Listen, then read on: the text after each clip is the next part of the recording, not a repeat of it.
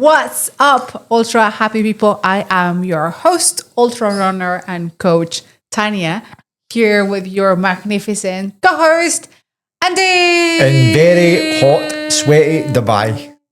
Oh my God. Last week to this week, I think these last 2 weeks, I've definitely felt a change in the weather. What about you? Yeah, 100%. We're going to talk about it right now. Actually, Andy's facts is a little bit about it today, but dear me, I have never felt anything like it. So let's go to a very quick roadmap for today's episode. We're going to talk about how is the training been going, because as you know, we have coming up Burning Man 50K, Andy's first ultra run. For me, it's not my first one, but I'm going to say it's a flat one, and we'll talk about that. Also, I am still on the way of, I'm not going to say I am recovering, because I think I'm pretty good recovered at this point, but it's sort of like rebuilding, right? Mentally recovered? And we'll never be mentally recovered after that. But I am rebuilding. I am way on plan. I feel like we're going to talk all about that, how I've been feeling after coming back from that break. Are we going to talk about your exciting news with your weight loss? Yes, I'll talk about, as you know, we've talked about it all this time, about my super gain weight journey of the 5 deserts. That's what I'm going to call it. Hunger Games. The Hunger Games. I call it Hunger Games. I'm so hungry, people. This is not even fun. I don't know how people do it. I just can't. But anyway, I just decided to make it almost like this fun game, because otherwise I was not going to survive it. But you are going to come with me as well on that one. Lucky you. Lucky you. You're here for the ride as well, I guess. So also we're going to talk about a little bit how Andy and I almost split up last week. That's a fun chat. All right. The story. So from the start line we're going to go all the way to, I think it will be kilometer 110, where I see the crew for the first time. So I'm going to walk you through the first 110 kilometers of this 280 adventure that I had a couple of months ago. So, all right, without further ado, how's your training been doing? How's my training been doing? Oh, and Andy's facts by Andy, we have them as well. Oh, so yeah, we'll talk. Actually about heat exhaustion and heat. Yeah. But listen, the training's been going good for me up until Sunday. Sunday, we went and run, and we'll talk about it a bit more shortly, but no, we're talking about it now. We're talking about it now, are we? Okay. I am asking you, how's your training? My training is very good. My training is very good. So I'll put you into context. We did a long run, as you always know, on Sunday, but we decided again to stay in a flat surface. Like, we didn't go to the trails, because Burning Man, which is the next race, it is a very flat race. So we need to put more sort of miles into flat running. I'm not happy about it. I've told you that is even harder, because I have some athletes sometimes that are like, I'm going to choose a flat one, because I'm like, no, that's actually even worse. There's been a few Tania meltdowns over this. Yes, I don't know if I'm ready. But so we did our long run. So I had in the schedule 4 hours. That's why it's also very important to do training by time rather than kilometers, because we're going to speak about this, because you never know what's going to happen out there. So it can be the terrain is difficult, or in this case, the weather is difficult, and maybe you cannot clock a lot of miles, but the effort and the time on feet, that's what really matters. So we did 4 hours, which is the absolute longest I've done in a while. The longest I've done ever. And that's the longest, yeah. Ever. But see, the thing is that I've had a couple of real confidence boosters in the past month. So longer runs has been good. I've done like a couple of half marathons almost back to back, haven't I? And I've been really good. However, when we got up and we got out on the long run at the weekend there, I had in my head that I was going to do 30k, possibly even 40. if I decided I was good and I was going to run to the Burj Khalifa. That's why I say don't do by kilometers. Yeah. But in my head, I had it quite loose. I was loose. It wasn't the firm that I was going to do. And then what had happened was, and we need to go into how we nearly broke up over running, but we'll do that in a minute, is that we decided to start running. We got out there running, and immediately off the bat, the air felt heavy. Yeah, it was very humid. Different. But for the first 15 kilometres, was good. I was absolutely fine. I actually, on the way, I was a bit further ahead of you. I caught you on the way back. I looked good, didn't I? It was great.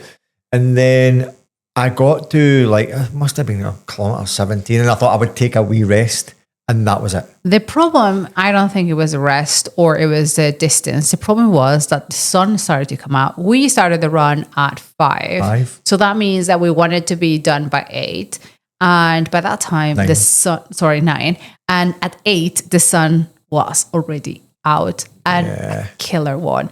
So you clocked the temperature at what? Yeah, it was like 54 degrees, 52 feels like 52. That's right. Yeah, and with that humidity, and that's why I say it's almost like sometimes impossible to kind of predict these things. Imagine if Andy had in his plan 30 kilometers and you're not flexible with that. That's gonna come and bite you, because it would have been almost impossible to be out there for 4 hours. We were almost around there. I was like, we were 3 hours and change, 30 minutes, 40 minutes. And the last, let's say, half an hour, we just walked it. It's just about that effort and then just being time on feet. It was very difficult. And I realized that I don't know if I want to do Burning Man. Remember I was telling you? I don't know how happy I am with running flat. Like for me, I've shared with you this before, that for me, flat run, I do not disconnect as much as in the trails, because the movement is so monotonous. That there's not a lot of change, obviously, because it's just flat. There's nothing. And for me, in my head, it's very difficult to disconnect. So I'm running and I'm still thinking, and I still feel overwhelmed about my 500 million things and the other 10,000 people that live in my head. So I still hear all that. I still have all that noise. And for me, running is the time where I kind of disconnect, and I love running because, usually in trails, my brain is, concentrated in where I'm going to step foot. You're more like thinking about, oh, there's a rock there, I'm going to put here. Like you're making a lot of like tiny little decisions fast, and it's just moving in that, your brain you have to be almost concentrated in that rather than anything else. Like you don't have brain to think in anything else. And that's what I love it. But obviously that is different when it's a road. And I'm the opposite, because we talked about it last Andy week. Likes it. I love trail running. It's my favourite. I've decided, for everybody out there, it's my favourite. But actually, I disconnect. You're more able on to road disconnect. running, because So I don't know if I want to do 50K and just not being able, maybe I'll do it as for the mental challenge of it. Yeah. Because I know that would be very good. But other than that, to be honest, I am not looking forward to it. I'm not excited. I tell you something else I found really bizarre about that day, and it's kind of why I've looked at Andy's facts today, is that both of us, and we were hydrating really well on that day. Both of us very humid. But both of us cramped up afterwards.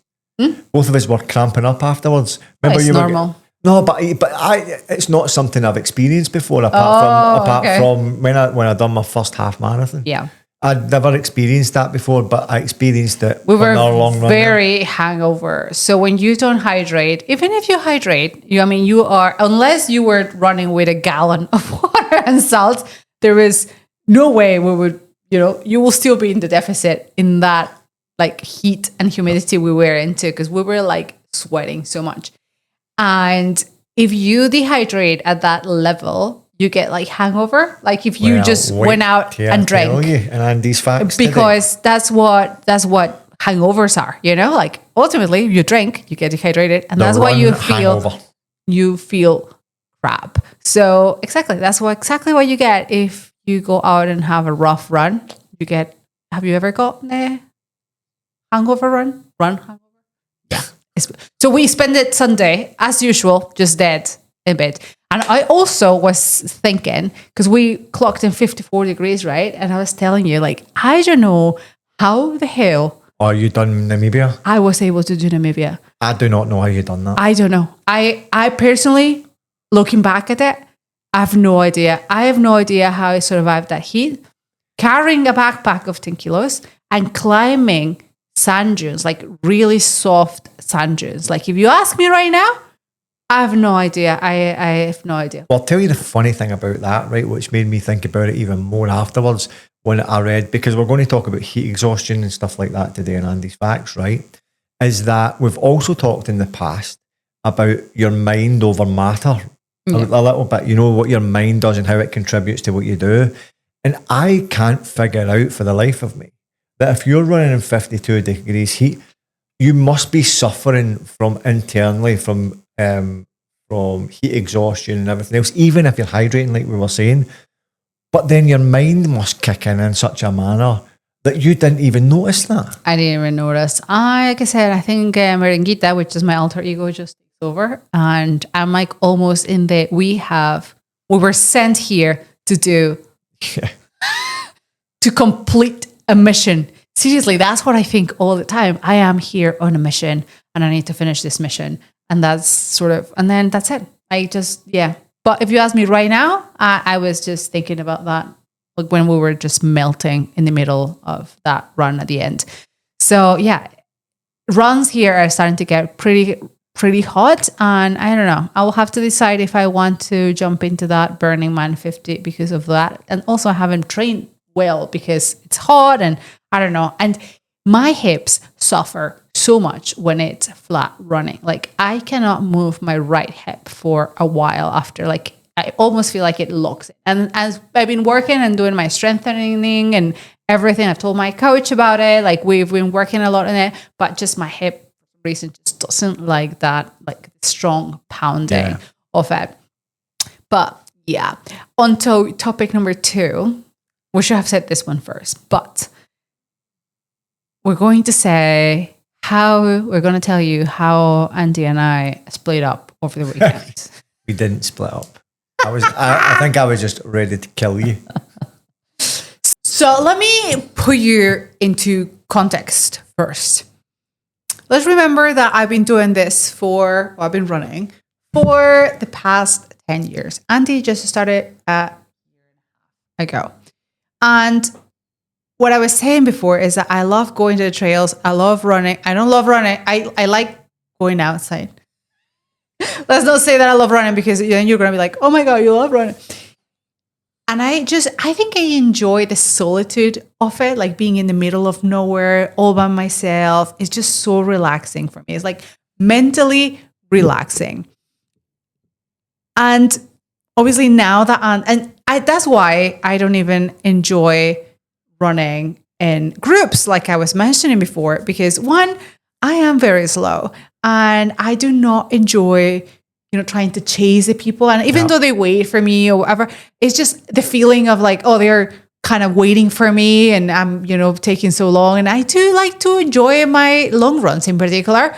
Just if I want to stop, I stop. If I want to take a photo, if I'm not feeling like it and I just like walk the uphill, like I just can do whatever I want. And that's sort of the freedom that I enjoy, something that maybe you cannot do when you're in a group because you're like, you have to be sort of with a group and all that kind of setting. So when Andy started joining, I loved that he was there. I, to be honest, thought that it would be something that you will be like, okay, I'm coming with you a couple of weekends and that's it. I never thought it will stick. Never thought I would get into running. Yeah.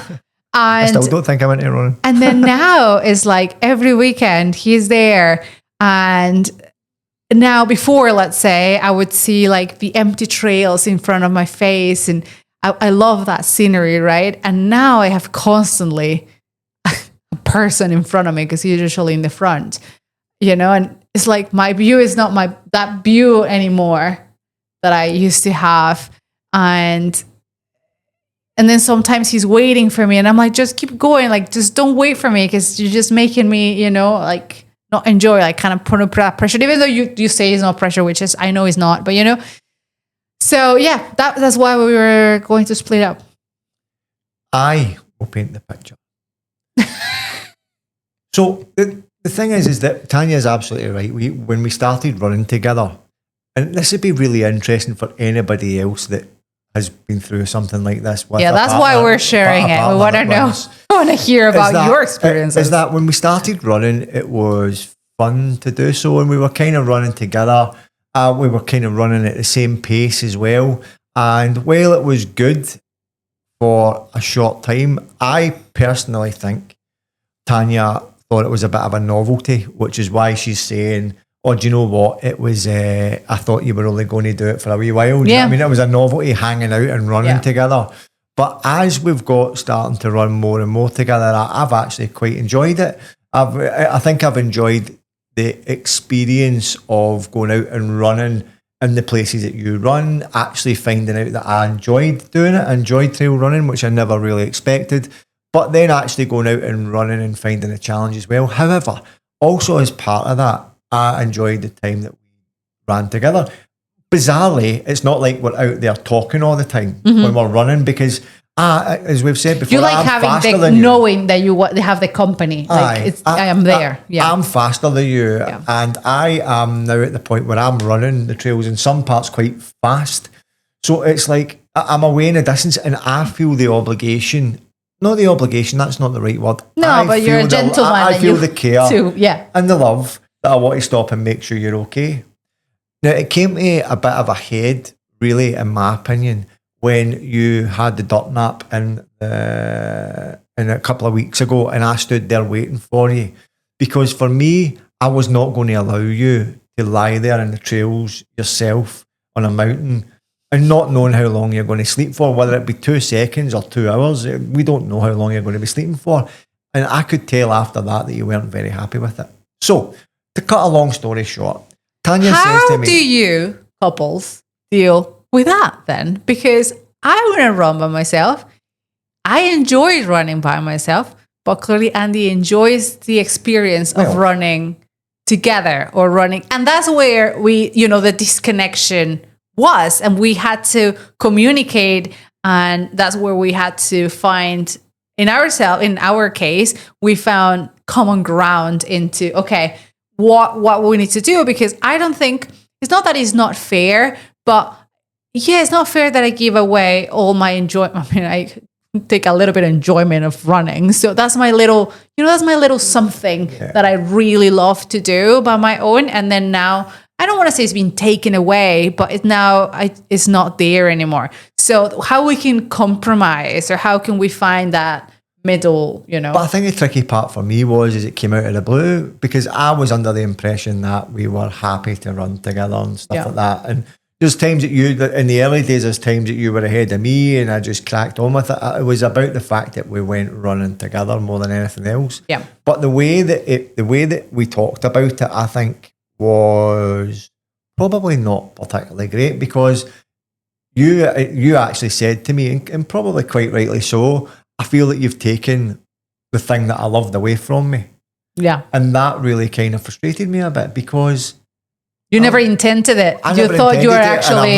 And actually, I'm way ahead of you anyway. Plus you thought you were adding to me. Like, oh, I'm here with you now. Like, that should be better, When I'm like, no, without you it was better. But, but I also understand that you like it. And So anyway, we had to communicate in that sense. If you guys have gone through something similar, let us know. It would be very interesting. And we love sharing this with you, because I don't know if, it's something common or not. Maybe I'm a little bit uncommon in the sense that I love running by myself. And interestingly enough, when we went for a run, the long run there, the one that we failed on, I was away and I was loving it.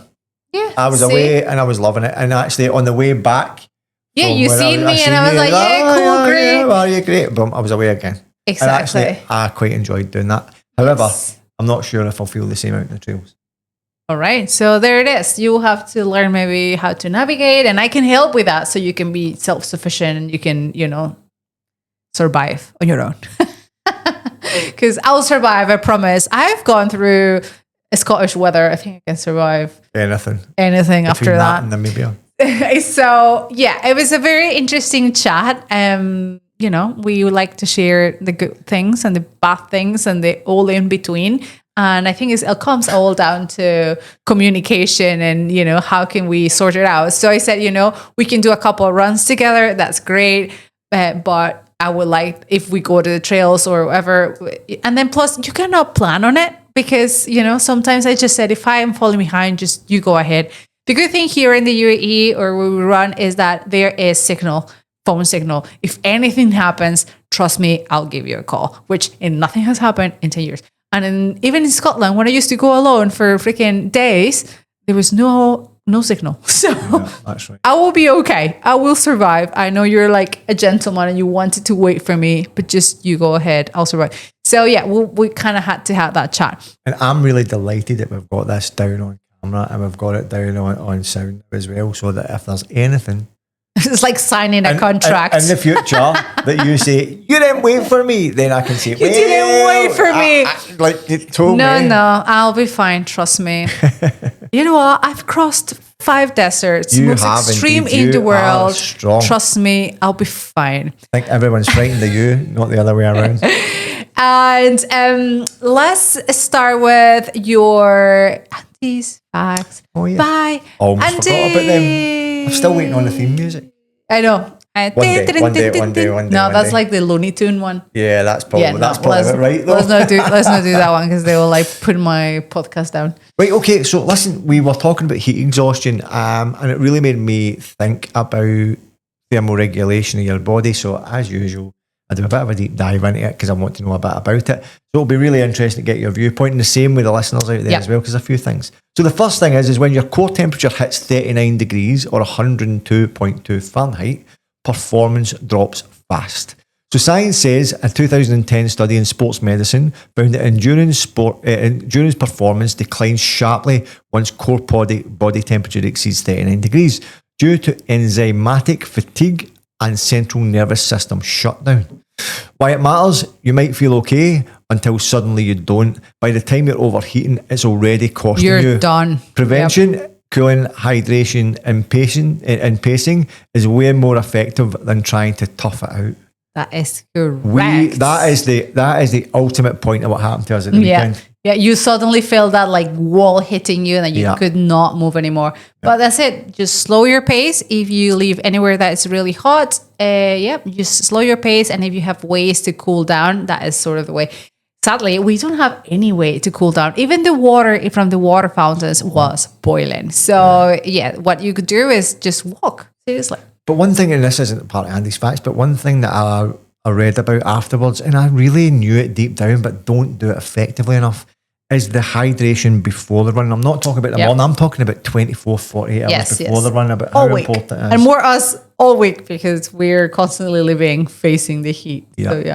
So next one is dehydration of just 2% body weight impairs temperature regulations and brain function. Science says multiple studies, including one in the Journal of Applied Physiology, shows that 2% drop in body weight from sweat loss decreases your ability to cool yourself and impairs your decision making. Why it matters? You're not just getting slower, your body and brain are literally cooking.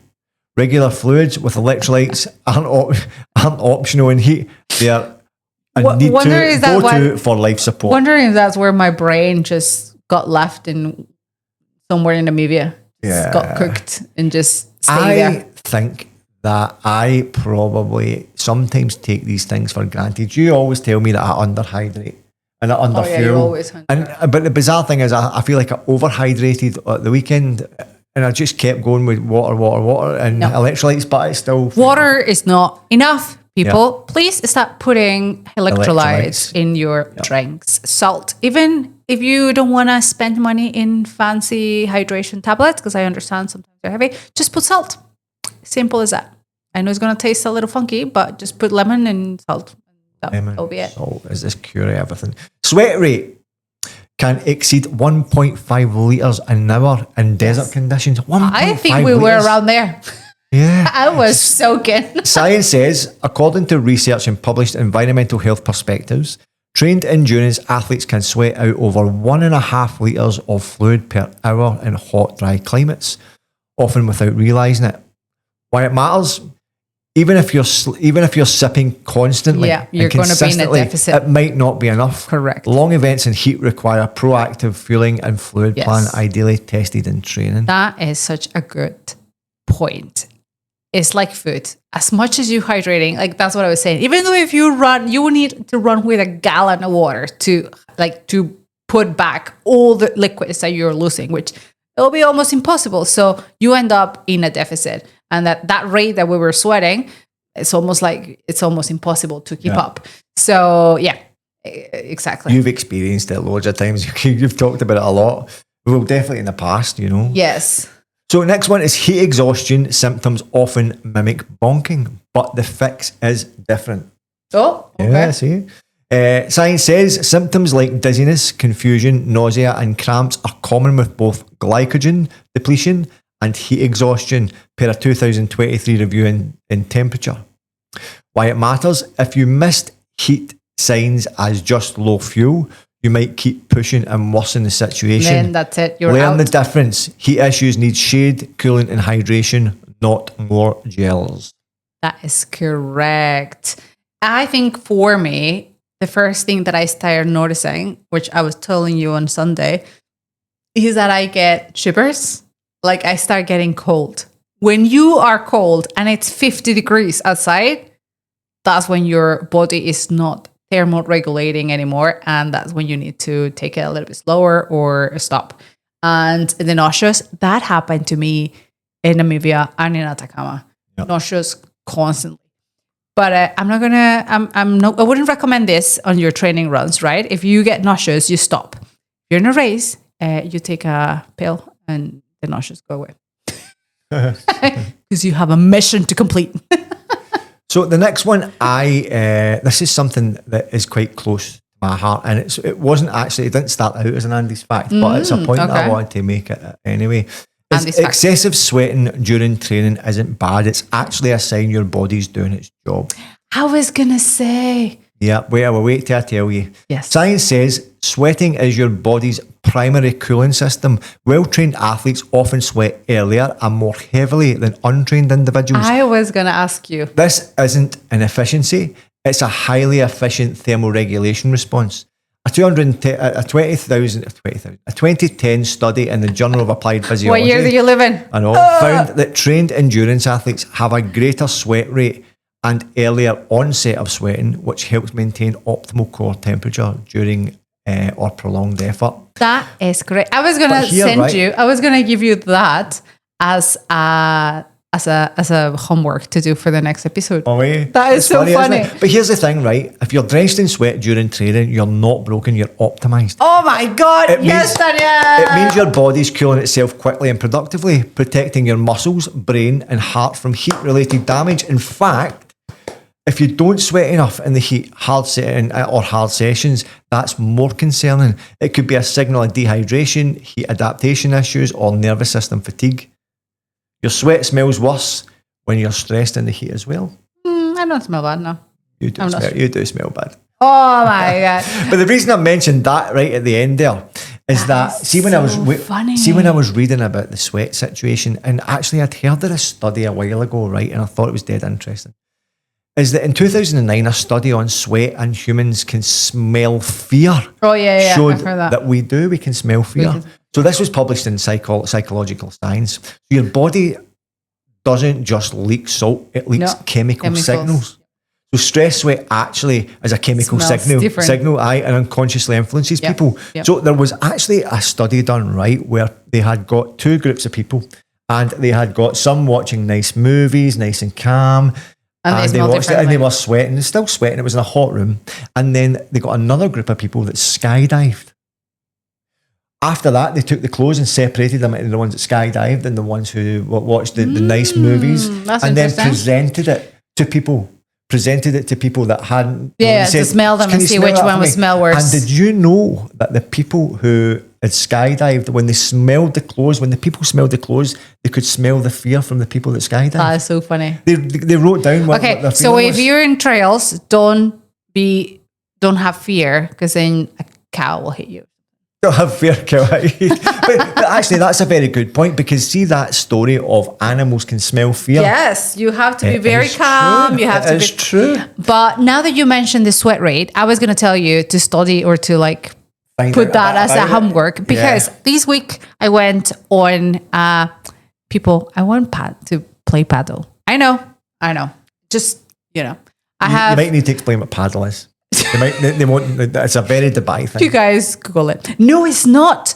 It's getting everywhere. Mexico is. I'm from Mexico, right? It's getting out there, and I mean there is paddle course around. Just Google it. Anyway, it's been like a very white chicken, we call it. White chicken sport. Like only like very posh people would play. Anyway, I have posh friends. I'm not posh. But my friends, maybe they want to be posh or they are posh. I don't know. And they invited me to play paddle. Okay, bear in mind, it was 8 a.m. and it's freaking hot in here. My friends, I was running. We were all playing. Tania rocks out like Maria Sharapova, all in the white gear and all that, and the headband, looking like she's a pro. Obviously, fake it till you make it. And they were playing and they were not sweating the amount of sweat that I was sweating. And they were like, "Oh, I thought you were fit." And I said, "That's exactly why I sweat more, because I am better. Like, my thermoregulation is much more efficient." And I was explaining them, and they're like, "Oh, okay." I was like, "I'm sweating because I am way more efficient than you both are." So it was funny that you mentioned this. Do you know why it's a bit close to my heart? Because when I was younger, I had bad anxiety, and that anxiety. Oh, you probably smelled. But that anxiety used to make me sweat a lot, right?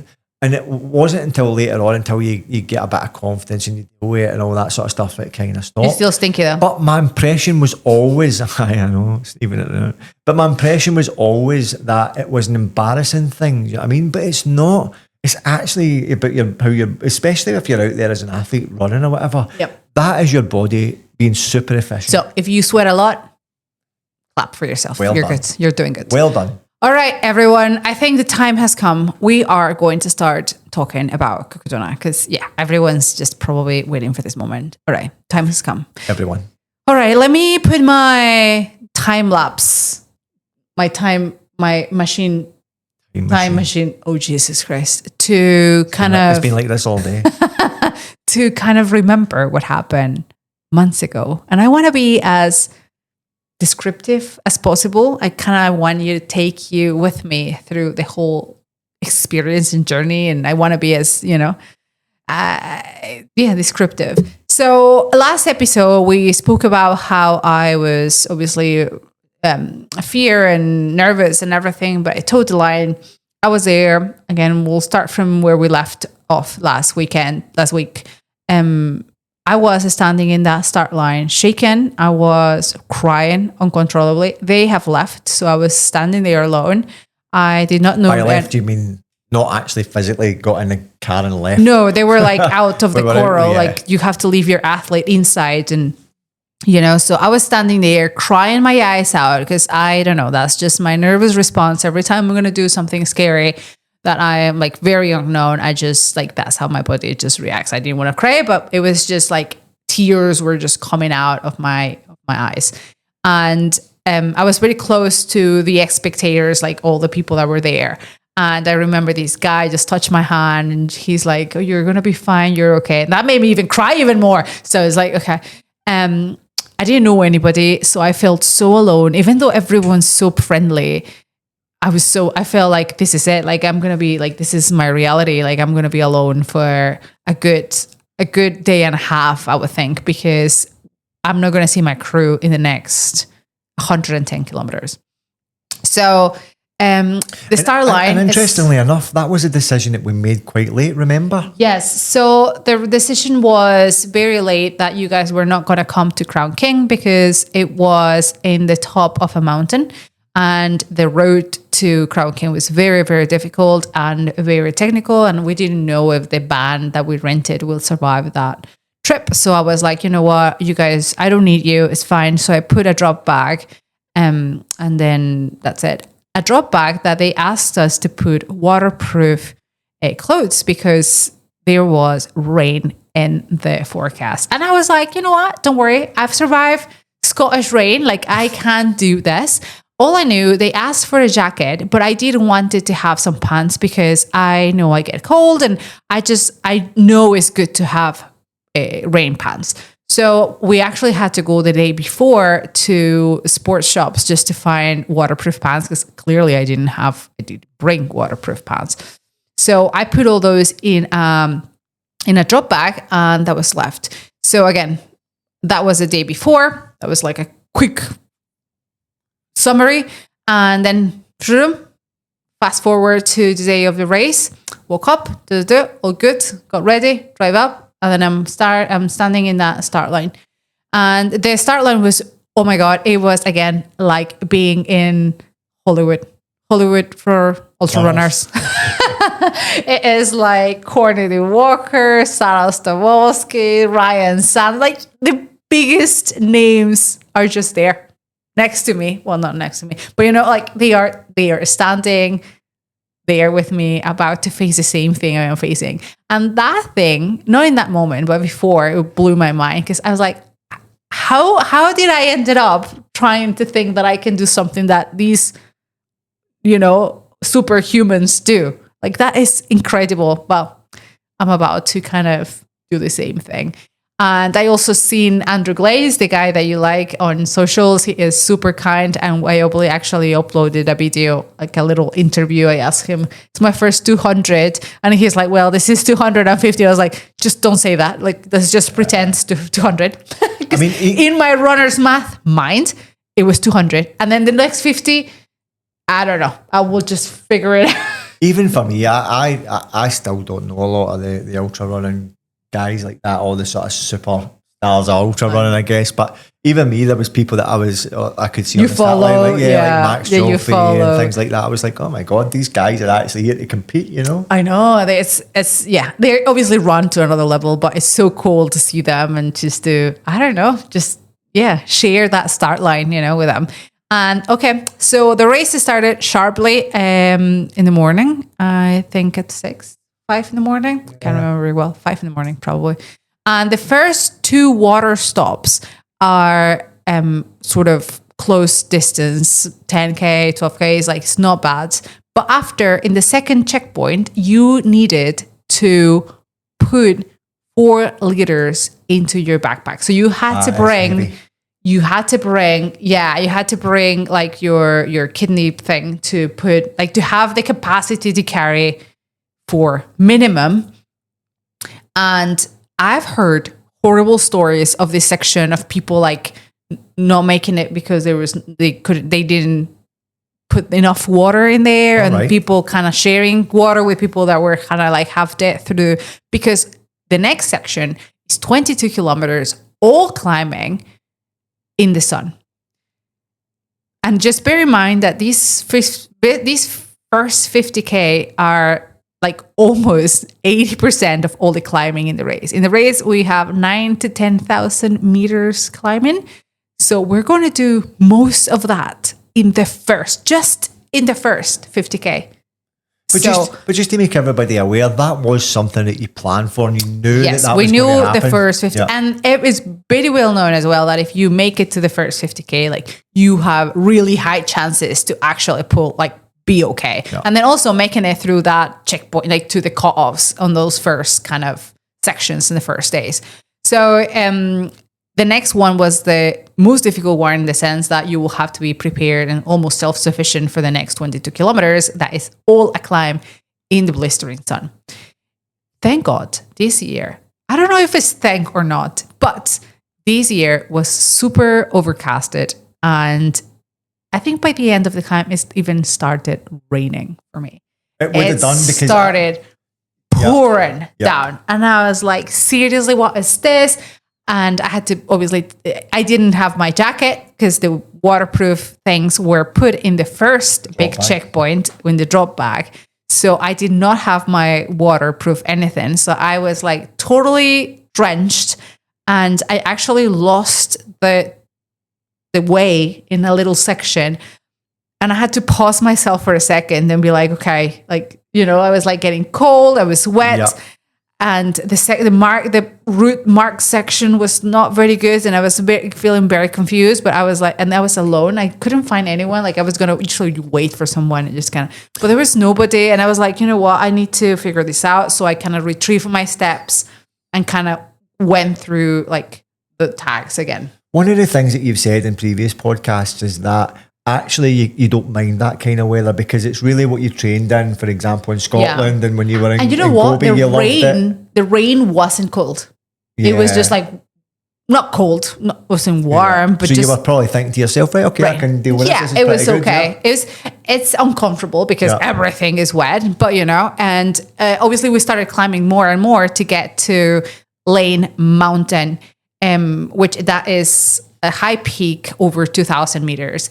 And that's where the rain started to turn into a little bit more cold because you're, on top of the mountain, and even the wind started to be very mountain, feeling. And I was so cold. I was shivering. I got to that checkpoint when usually this checkpoint, Lane Mountain, is the cooling checkpoint in normal past years. Is that the one with the Santa Claus and the reindeers? No, that's after. Oh, is it? I always loved the look of that one. Yeah. It's because it's like the theme is like to make you think that it's cold because it's blistering heat. So by that point, you've been climbing for a good couple of hours on your own. So if you make it to Lane Mountain to the top, that's usually the cooling station. Well, this year there was like a little thing giving heat. What's the name? Heater.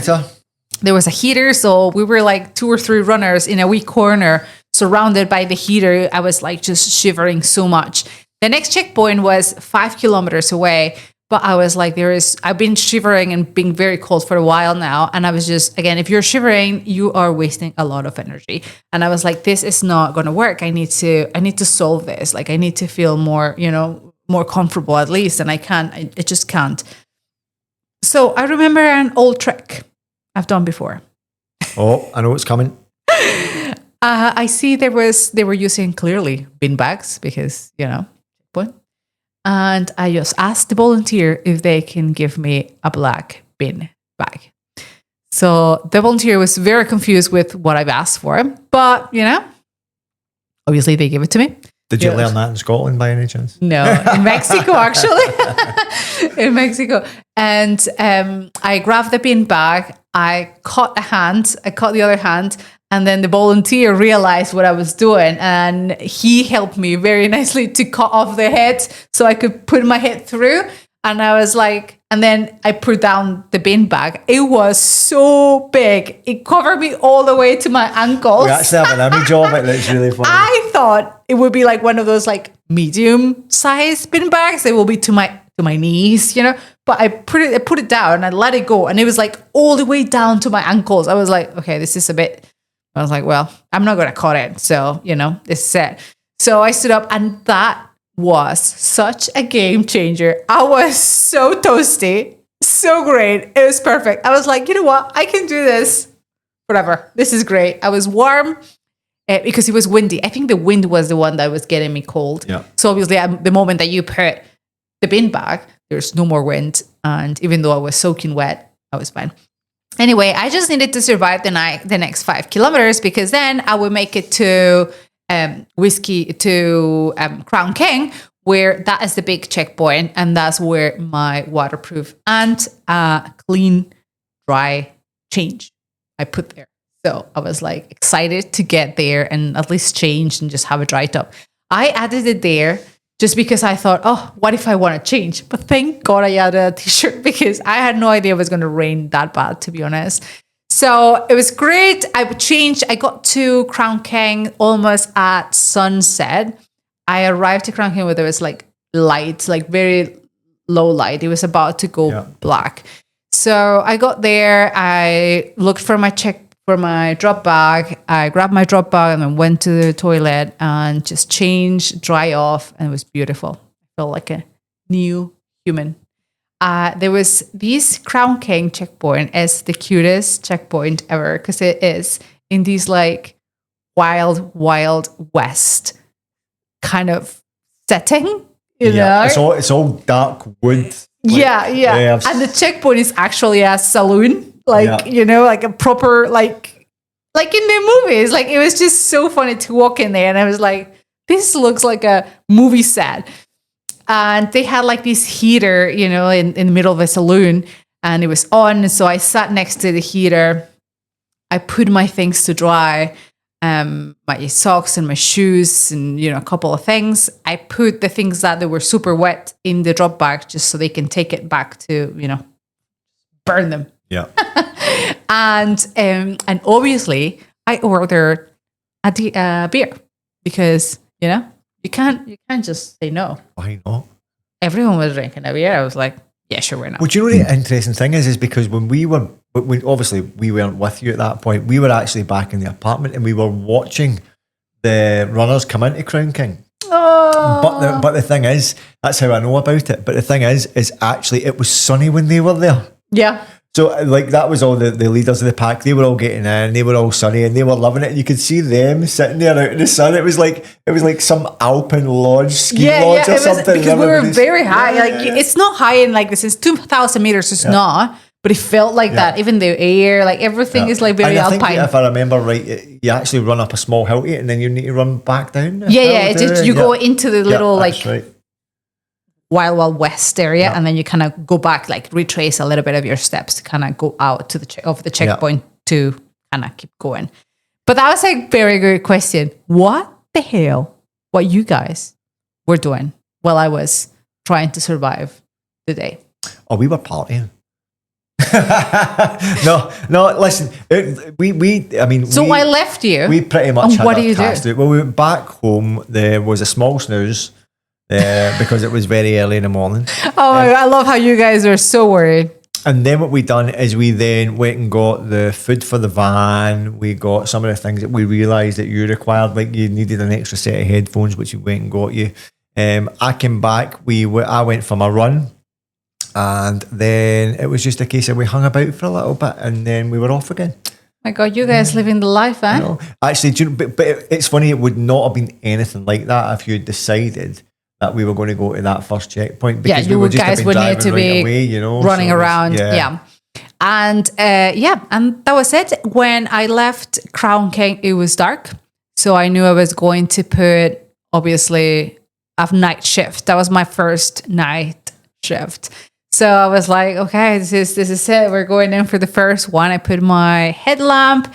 I put all my warm kit on because I thought it's going to start raining again. I'm just going to put it on now. I think that was a problem in the next section because so I left, and 5 minutes after I was getting so hot. So I had to stop and take everything off because I was just getting, super, super hot. Later on, like 10 minutes later, it would be pouring down again. So I will stop, put my jacket on because it was starting to get kind of coldish.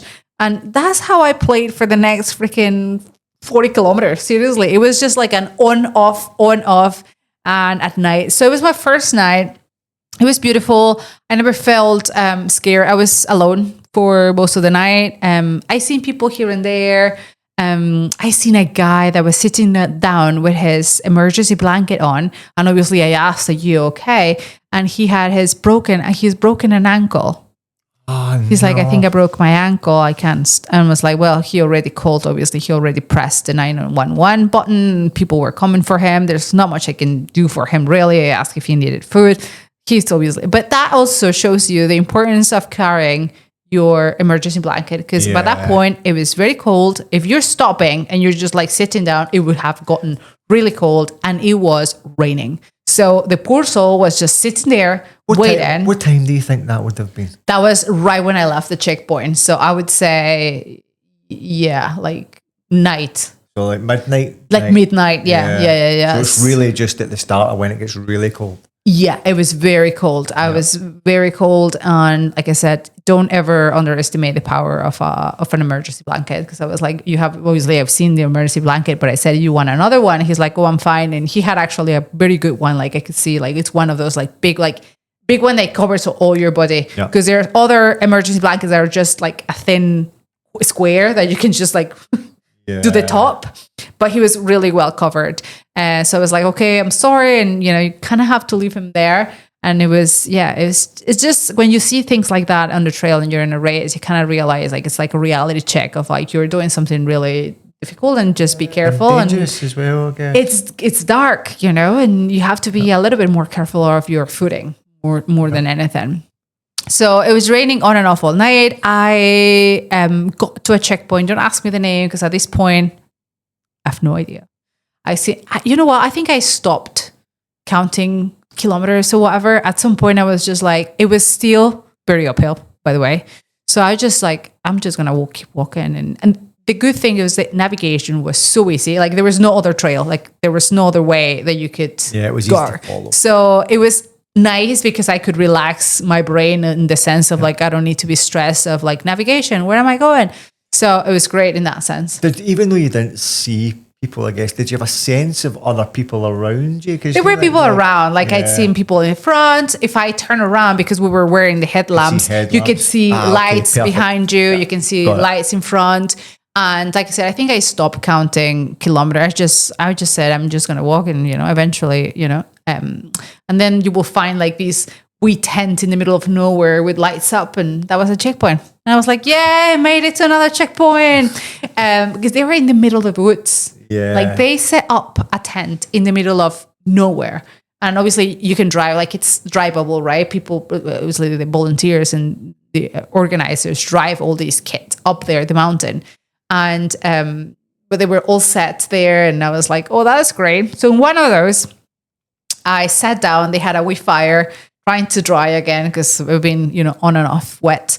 And I sat down. I think it was over, I would say probably 4 or 5 in the morning. And I sat down. I just closed my eyes for like 2 minutes while I was drinking my soup, and just finished my soup. And I was like, I'm just gonna close my eyes for 5 minutes. I think I snoozed off at some point because I kind of went back at it, like, you kind of like you scare yourself. And I was drooling. Like I have like drool all over my jacket. And I was like, great, I think I slept. I don't know how long. I just went. People were probably passing you and going, is that girl okay?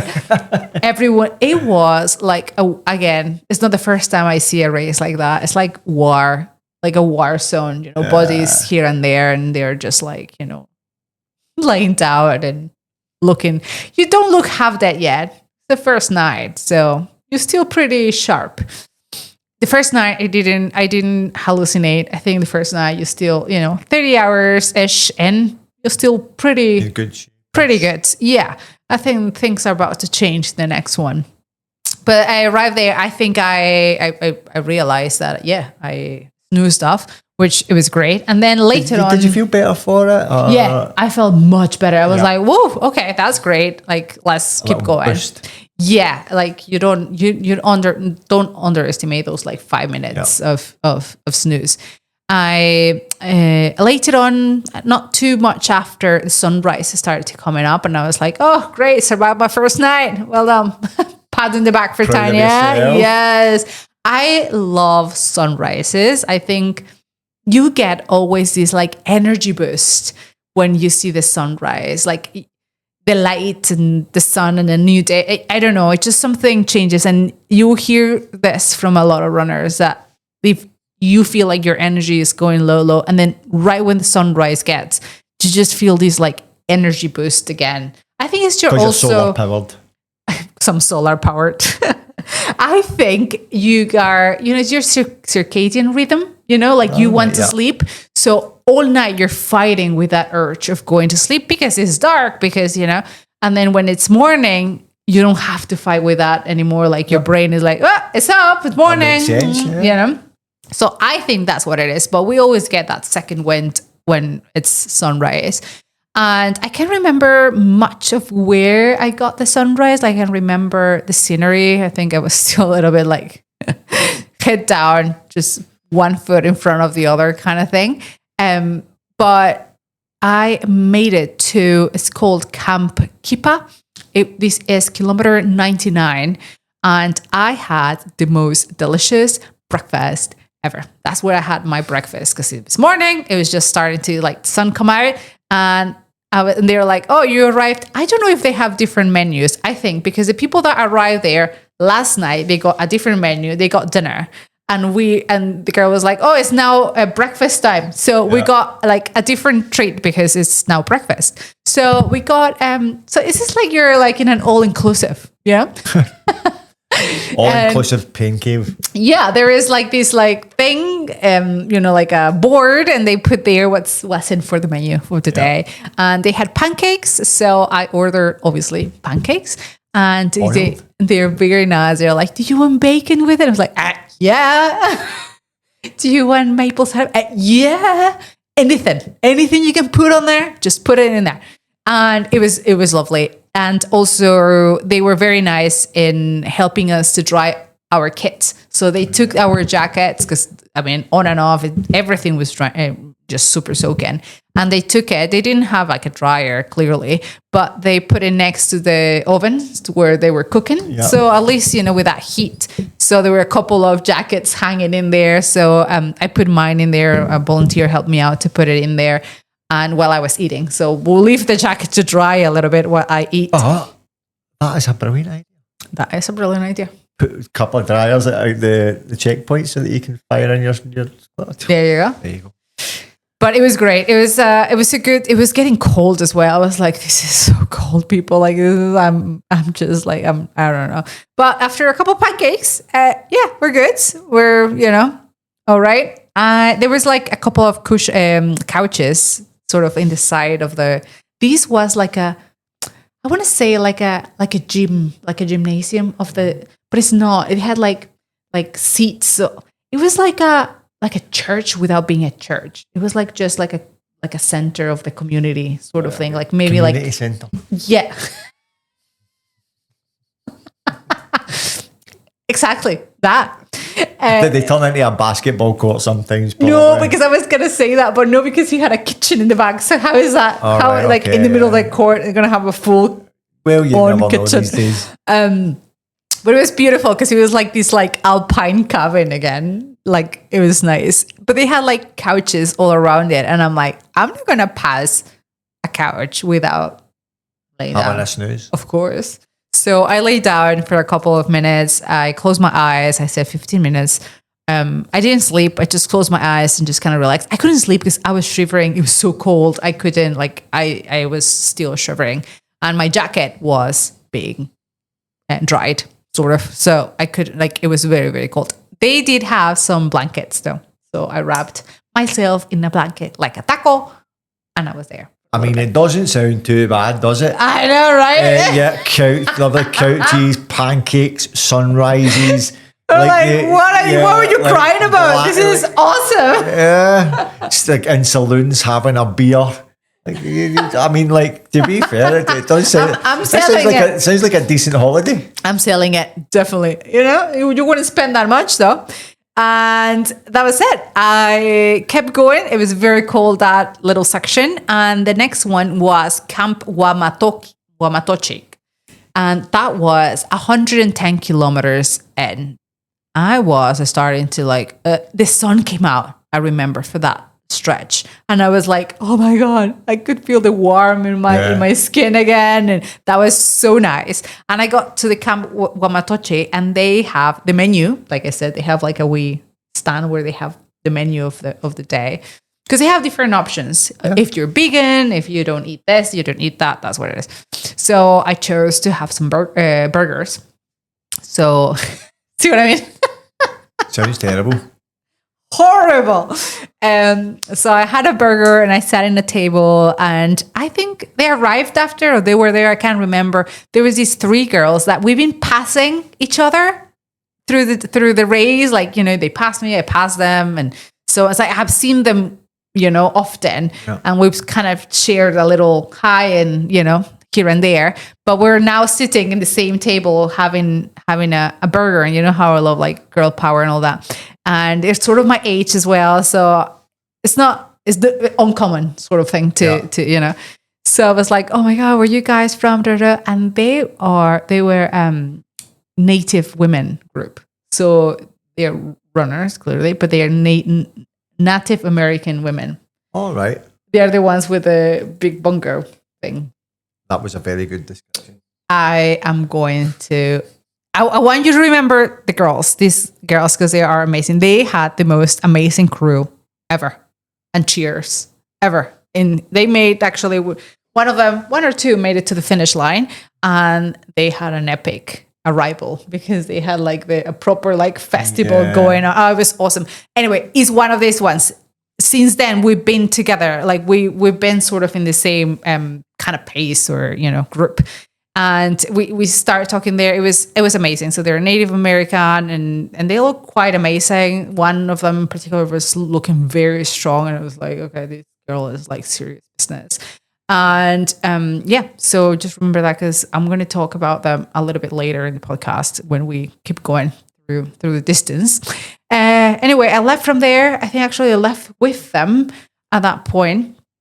And then it was the last stretch to Whiskey Row, because then it was going to be our first time that we see the crew. I was so excited. I almost was like, burger, quickly, because I am 20 something kilometers. I know it was 10, because 123 to 111, like 12 kilometers away from my family. Well, let me tell you a funny story about that you don't know. Oh my God. I'm scared. We arrived in Whiskey Row in the camper van. Yeah. I immediately went and found your pacer, Joe, and I said that to him, we didn't know that we're just over here. You're welcome to come over and sit with us and so on. Everything was great.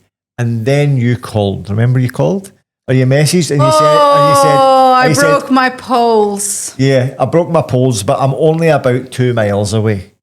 So, can you get me more poles? Yes, we can get you more poles. Andy goes and gets the poles, which we'll explain later on was another problem. But Andy goes and gets the poles and comes back, and then we realise that you're probably only about 15 minutes away. So Andy, being the videographer, I'm thinking, right, I better go and get in position for Tania coming. So I run all the way down to the very end of Whiskey Row, follow the signs, and I'm standing there and I see a few people looking about, and they're all looking up to the right. And I look at the sign on the ground and I'm thinking, I don't know whether that's right or left. So I ran all the way up this hill to the right and standing there and watching no runners. I'm like, oh my God. You cannot even follow the arrows. I thought to myself, she will absolutely kill me if I make it there. So I swear to God, it must have been about half a kilometre. It's the fastest half a kilometre I've ever done. The fear. Running all the way down. And then when I got down there, the people that were standing waiting and saying, do the runners not come from that way? I said, no, they come from that way. Why you didn't ask since the beginning? And then we turned round and I literally seen you coming down the hill. And I was like, my God. Imagine I had missed you coming into Whiskey Row. You would have been like a dead man at this point. That was fun. That was my shake-off run for my... That was my shake-off run from my warm-up pacing. run. Yeah, from my pacing. So by that point, the sun was out. It was nice, but still quite chilly. It was good weather at that point. That would have been perfect to have all way. But yeah, it was. I arrived to. It was like 12 kilometers or something. But after the last checkpoint, almost all of it was one uphill, and two, it was in tarmac because we were like sort of leaving the forest into getting into this town. Which is Whiskey Row is a street brand. I don't know the name of the town, but you start coming into the town, so it's tarmac. And my feet, not like that. I was the first time I was like, ooh, my feet are really sore. But it was just because of the change of that, obviously the ground. And so there was a very painful 12 kilometers until I'm like, the last probably 3 kilometers. Because then I was watching my watch at that point. I was like, okay, clicking in, one more. I am counting back at this point because I was excited to see you guys. I think that's what I was more excited. It's definitely a motivating thing. I was like, yes, come on. It's almost there. Those were the longest kilometers I've ever done in my life. And I've done some kilometers. Until later on. So far. So far. I said under my life. So far. we have like another 100 and something to go. But those were so long because I was like, where the hell is this road? Like I was turning because there's a lot of like bending and turning around because you're entering the town, right? So there's a lot of turning. And then I was like, when I turn this road, it's going to be that one. And I'll turn that road and it's like, no, it's not. Fucking, it's not this one. And then I'll walk to the corner and then I'll turn to the next one. It was not that one. It was like that for 3 times. I was like, where the hell is this like row where everyone is? And yeah, suddenly, eventually, one of these left turns, it was there. It was just right there. It's like a main road you turn onto. And I see you guys at the end of the road. And the first thing I seen, obviously, my parents, they were screaming. Oh my God, it was so nice to, I think like that hug when you get like to hug your mom or my dad. Oh my, I was like, yeah, it's such a relief. Like at least. Yeah. Do you know what? See, when I'd seen you and I was sort of taking the video footage at the time, the first thing that came to my mind is how fresh you look. Yeah, I was feeling good. I looked at you and thought, okay, this is good. This is quite a positive sign. She's coming down there. She's quite happy. She's smiling. She doesn't even do that at home, so she's smiling. So I was thinking to myself, I was feeling very good. Yeah, that's a very good point. How I was feeling at that point, very good. Very, I think I was happy, one, that I survived the mad 50K, which I was even scared of getting clocked out, obviously. So I was happy that was like the first win, right? Like that was the first battle I won when I wasn't cut off of that first 50K. And then the second one was leaving that through the night, like surviving my first night by myself. So I was happy about that. And obviously that I was making it to Whiskey Row. Yeah. I knew also in my crazy head of runner's math that after that I would see you guys more often. Yeah. Because after that I will eventually see them.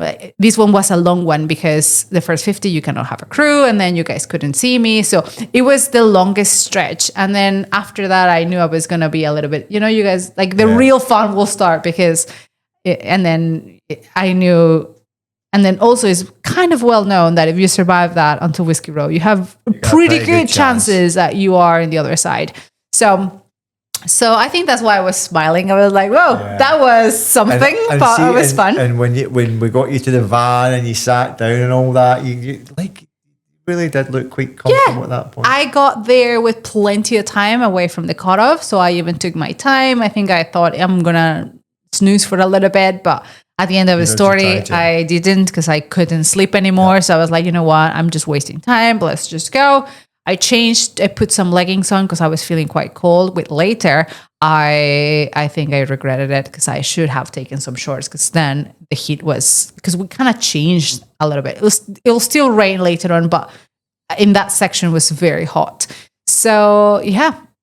The interesting thing as well is about the weather, like you say, is actually it had rained that night. So arriving into Whiskey Row and we did, it was still, you could see puddles and things lying about, raining, but it felt warm. And the sun came out, so you were like coming out of this strange wet environment into the sunshine. Then it was really, really hot, and I was there with like long leggings. I was like, great. Is there anything? So stupid. Is there anything for anybody that's maybe going to attempt Cocodona in the future? Yourself, maybe me. No. Here we go again. Is there anything you would have changed in that section? Anything that you think that you would have done differently? No, I think everything was bang on. Yeah, I was eating good, drinking well. I think because I don't know if to call it lucky or not, but we didn't have that heat scorching sun in the first section. That helped me a lot because I even got to the next checkpoint with a liter left, with something that is almost unheard because people drink a lot of water. And I drink a lot of water, but because it was raining, even though you don't think so, when it rains, your body's hydrating because your skin gets hydrated. So that kind of helps for you not to drink as much. So it was good. Like I didn't feel, I think it would have been different if it was that scorching, dry heat, that desert heat, and then put me to climb that 22 kilometers. I think it would be a very different story. And were you thinking at that point, because to roll it back a little bit, Cocodona was your dream. That's where you wanted to get to. Did you feel like getting to Whiskey Row that's you? You're like, oh, I'm really competing here and something I've always wanted to compete in. Did you feel a bit excited about it? Did you feel a bit starstruck by the race? How did you feel about it? I think I was like, oh, this is it. All right. Okay. Did you think I would. Do you know what? I know what I would change. What would you change? I would change. If you're going to do this race, it's great that you read about it and watch about it, but don't overdo it. I think I overdid it because we've seen so much about it. We talked about that before, yeah. That when I got there, it's like, oh yeah, I've seen it 5,000 million times before. Yeah. So I don't know if it spoiled it, but I was like, yeah, I'm here. Okay, great. Because I've seen it before a lot of times. So I don't know. I'll leave that to you. I was definitely starstruck by Whiskey Row. Because it's such a famous checkpoint. One. And two, you know what happened to my head when I got there? Like the first thing I thought, rather than, oh my God, I'm here, is like, okay, Tania, to-do list. Don't forget. Like I was like, okay, like stop not thinking. Because when I'm running, when I'm doing all this, it's like, I just kind of enjoy it. Like I was saying, I kind of disconnect. And when I'm I'm like, okay, Tania, like almost had to wake up the people that were sleeping. Like, we need to get this moving. Like, okay, everyone wake up, everyone ready. You know, we need to get our kids sorted, food sorted, and what do we need to fix? We need to change. So I got into that mode of, you know, we have to, what I need to change, what I need to add, what I need to do, and let's keep going. So I didn't have the time to, I don't know, to think. Yeah, and you know, that's such a shame because I think that from the crew perspective, that was our first checkpoint with you. Yeah. So it was our first, outside the start line, it was our first chance really of experiencing the race, seeing runners I was going to say, you experienced. Runners coming in, runners leaving, actually going into physical checkpoint and talking to people and things. And even picking up Joe, your pacer, it was your first pacer. It all felt a bit more like you were part of something, if that made sense. I becoming agree. part of the race. I think it's a great race for crews, like for people that are going. It's just, you guys had the chance to see people, to see how they go and see their families, the whole, you know, probably seen a lot of hugs, a couple of tears, a couple of, you know. Also really interesting. Not that, I mean, your mum and dad and myself have crewed you at a few races now over the years. You actually pick up points from other people. Yeah. So even the layouts of things and the way to do things and the way to park your van or whatever it might be, you pick up things from other crew members or from other teams as you go along. So it's quite educational in that sense. And I would urge anybody to like to go and crew someone or pace someone because it's we're going to do it. We're going to after, because next year I'll finish it. And following year we'll go on crew or volunteer. I'll be making pancakes for you all. Anyway. Excellent. So I'm going to leave it there because we actually went so long. I think this has been the longest episode. Sorry, but this is so interesting. I hope you find it interesting as well. You learn one or two things. I think I'm selling you the race quite well. just unlimited pancakes. That's all I have to say. Pancakes, beer, burgers, done. Blankets, fires, saloons. That's it. All you have to do is walk. As simple as that. Not even run. I'm not asking you to run anymore. You can hike it, walk it, whatever you want to do. Okay? Excellent. We're going to leave it today here. We're going to take it up next week in here from Whiskey Road to the next checkpoint where we meet again. All right, guys. Have a wonderful weekend. And remember to keep doing whatever makes you ultra happy.